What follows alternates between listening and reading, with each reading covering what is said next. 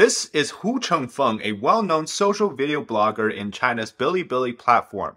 His recent stream interacting with callers has become the latest scandal online.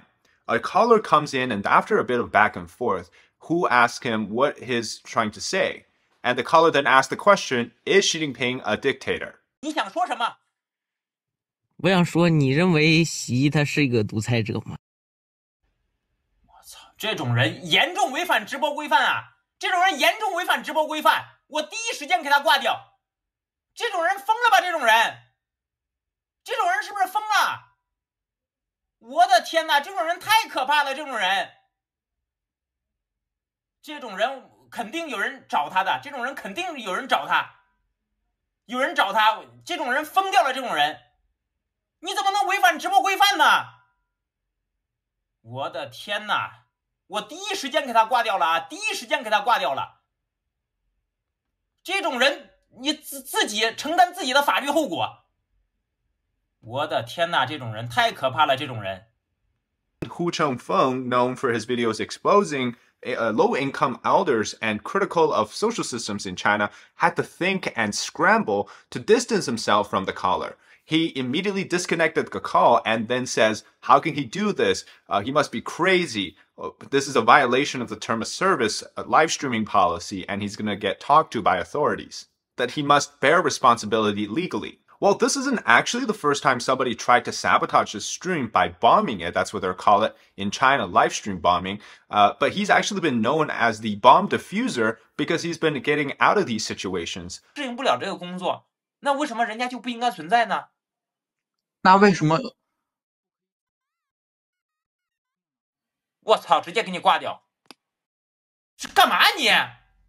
But this time, it's a little bit different because Xi Jinping's name was mentioned. Now, as you can see in this video, he's visibly shaken by what just happened. As he goes on about a minute or so, in the extended version of the video, it actually shows that he's further trying to cut ties to the caller and distance himself from association with the question. The caller did what is known as tower diving. In gaming terms, is an attempt to attack the enemy knowing that they themselves will certainly get defeated as well. Or you could say it's provoking the giant. In fact, it's become somewhat of a dirty tactic. Some of the streamers you hate online just call into their live stream and ask the exact same question, is she a dictator? They're 100% going to get suspended. Now, disclaimer, don't actually do that because that's actually just being a bad person. Also, like swatting your famous Twitch streamer, it's not a good thing to do. So the caller knows that he himself will land in trouble with the authorities after asking this question. But it also represents a shift in China, especially among young people. There are now a group of Chinese people who aren't afraid to ask questions like this, even though knowing that they're probably going to get in trouble. Then there's also the other kind, those that know the truth but don't dare to say it.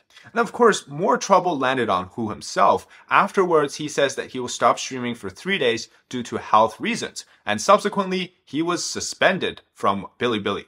Now, because the responsibility of the streamer in China is to self-censor, you're given some of the options to do so, like delays, which you can go, but of course that takes away the interaction in real time with your questioner and viewers, and so most people don't tend to use that, and also it's not really effective. But that's precisely the nature of live streaming. It carries a risk of uncertainty to begin with. And in a country that's built on absolutely, you cannot have uncertainties, especially when it comes to the political gray areas. This is already one of those things that's like bound to explode. Remember, there was a live streamer, the Lipstick King, Austin Lee. He was suspended from live streaming because he held up an ice cream tank that looked like the tank of June 4th, 1989. And precisely he streamed on the day of. So even if he didn't know about the relationship of the tank, well, his stream had to be cut off. And at some point, I feel like the concept of live streaming might even go away too. Just like comedy stand-ups in China went away, it got basically censored due to one joke that went, a little political. And so because in this environment of a heightened political sensitivity, these type of things in entertainment, it's bound to be an area that's closely watched, especially when it comes to sensitive topics. Now, of course, part of me really understands because he's just trying to do his job. That's how he makes his living. And so you're essentially sabotaging his livelihood here. And it's not great to ruin somebody else's career. Even if he thinks in his mind, of the exact same thing, agreeing with the caller, well, this is still his job, unfortunately, in that circumstance. And plus, nobody is, expected to be asked that question on a daily basis. I'm sure he was not prepared for that scenario. Now, here's the context, right? Basically, anything related to Xi Jinping's name, nicknames, or anything suggesting Xi Jinping is of the uttermost amount of censorship in China. And nobody really knows which year it started, but you can sort of guess as the years go by, the reputations go down, the levels of censorship go up, and you naturally have this high level of ridiculousness when it comes to saying his name or anything related to it. So of course, there's the artificial intelligence, big data, the surveillance aspect. There's also a manual censorship involved as well. And here's the funny part, right? You cannot praise Xi Jinping and you cannot bash him either. Because if you're praising him, it means you might be insinuating something bad about Xi Jinping. Or if you're actually bashing him, well, then you're just bashing him. Now, I do personally believe that Hu knows exactly what the answer to the question is. And we see it with his actions and the amount of fear that was in his eyes in the aftermath. And if he didn't, his actions seemed so awkward at the moment, it felt like it didn't make sense that he wouldn't know the answer. Just think about this, right? Who would actually fear Biden or Trump in America? Like if you heard their name or somebody asked you a question about them, would you be scared to voice your opinions online? Probably not. Well, in China, that's a whole different story. I think the only way for him to, not 100%, but maybe 70 to 80% chance of avoiding getting banned was actually to pretend like he didn't understand the question at all. He just needed to pretend like he didn't know what the guy was talking about and then just kind of ignore him and then disconnect the call. But of course, this is not a 100% foolproof way of avoiding censorship because you never know what the censors are thinking, because it's like the Russian joke, right? You go to the Red Square in Moscow, you hold up a blank piece of white paper, and you can still be arrested by the police because everybody knows exactly what the message you're trying to convey. It's just that, the action of it. Now, before we continue on with the video, here's a sponsorship video from Puritang.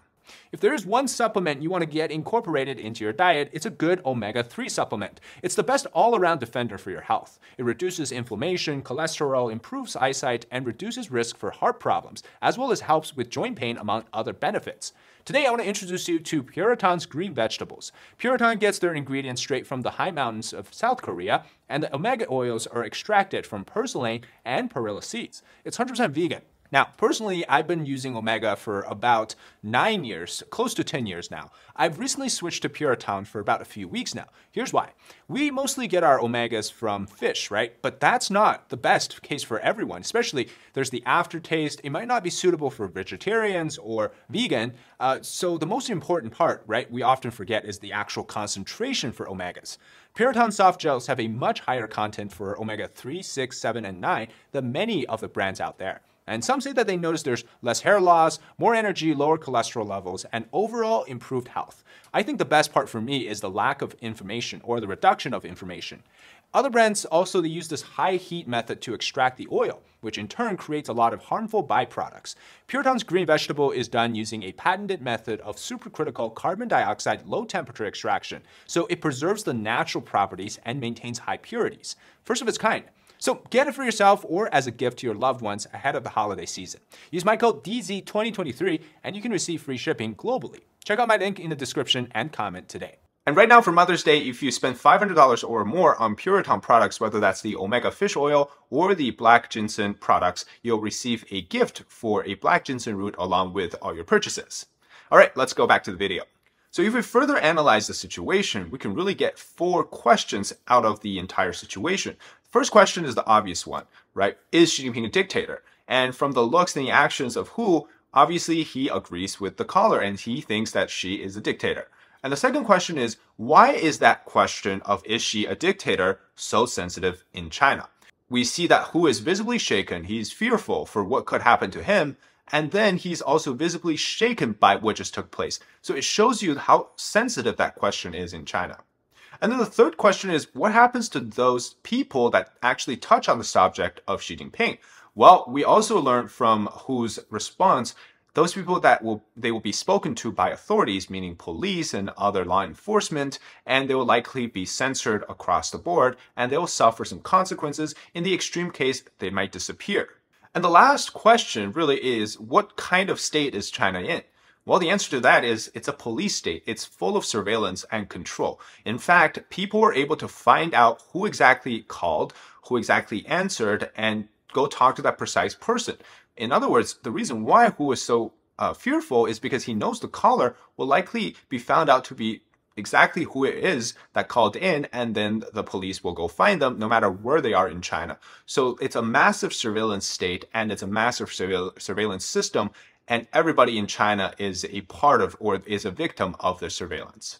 And I think that's the struggle here. Should you answer yes, you'll get in trouble. Answer no, you'll get in trouble. It's really the Streisand effect. Anybody that watched the live stream and now learning about this will be looking online, or at least thinking about, is Xi Jinping a dictator? And by them censoring Hu, I think that makes the answer even more clear. Because more and more people will be asking, why was Hu banned and why was he suspended? Why did he take a 3-day medical leave from streaming? So all those questions are going to start to make people's mind wonder. Now, Hu is known as a revival influencer in that he was previously actually censored across the board. All of his accounts were suspended online because of a few videos he posted. So Hu really got famous in China when he posted 2 videos. One of them was featuring a talk with a grandma from a rural area in the countryside about how she lives off of 100 RMB, so about $15 a month for all of her expenses. And she does some part-time job on the side, but that's the basic living wage of her. And after that video generated so much social reaction, Hu followed up with another video, which is how much groceries can you get with 100 RMB or $15 US? And he went into a supermarket and he bought some of the essential food items and other things. It's not a lot. And he sarcastically said that, wow, 100 RMB can get us so much stuff today. And so his videos were very important as it raised the awareness of the disconnect from the rural population and the urban population. Now, the Chinese premier, who has just died now, Li Keqiang, had famously said that China, 600 million people still lived on 1,000 RMB a month, which is about $150 a month. And that's already pretty bad. But now you have the extreme case, which is $15 a month. And in fact, because of these videos, he was suspended, and because he also made it onto the New York Times, he drew a lot of nationalist flack from internet users who are criticizing that he's giving all these ammo to the outside forces, and he's, trying to create an image making China look bad. This is really ironic considering that China is supposed to operate a socialist or communist system, right? Where everybody has a fair share of their wage, everybody gets equal shares of everything. You're supposed to have universal health care, etc. But in fact, China's medical care system, as well as its just in general social welfare system, is some of the worst. Because they simply cannot take care of their senior population. And then when you actually, unless you're, a communist official, if you try to get a treatment in the hospital, there's a upper limit to the deductible, meaning that after a certain amount of cost, you'll have to pay everything out of pocket. Unlike the other version where medical insurance is supposed to cover everything after you paid a certain amount out of pocket. And so that's the huge difference here, which is, again, like I said, quite ironic for a communist and socialist country. So nobody knows exactly what's going to happen to Hu. Is he going to be permanently suspended, or will he be back for, I don't know, round 3, living up to the nickname of Sane Hu or Revival Brother Hu? So we'll be keeping you updated on his situation. But that's it. The bizarre situation. A streamer is suspended after somebody called in to ask a question. If you enjoy the content, leave a like, comment below your thoughts, and subscribe to our channel. Also, check out Puritang's Mother's Day sale. Until next time, bye-bye.